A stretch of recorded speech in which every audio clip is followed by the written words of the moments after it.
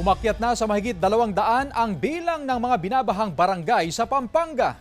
Yan at iba pang balita sa pagtutok ni Glam Calicdan Dizon. Patuloy na nakararanas na walang tigil na pag-ulan ang buong lalawigan ng Pampanga dulot ng epekto ng bagyong Dante at Emong na pinalala pa ng habagat. Sa barangay Tinahero, Bacolor, Pampanga, hindi lamang mga kaanak ang inilikas kundi pati na rin ang mga mahahalagang gamit ng mga residente. Umabot sa 4 na talampakan ang taas ng tubig sa lugar dahil sa pag-uulan.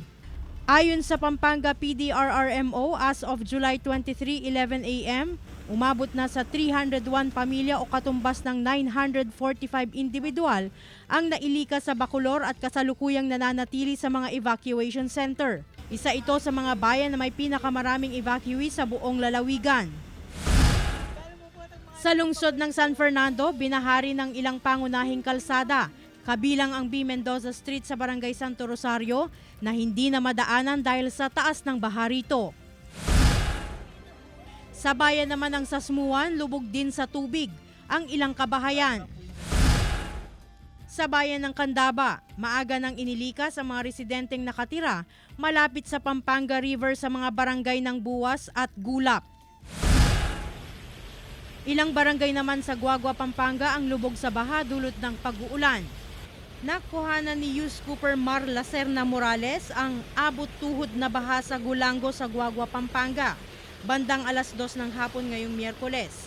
Lubog pa rin sa baha ang maraming lansangan sa bayan.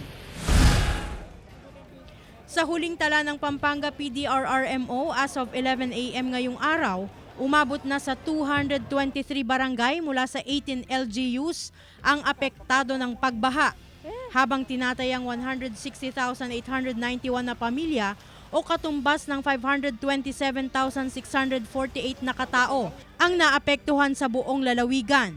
Glam Calicdan Dizon, One North Central Luzon.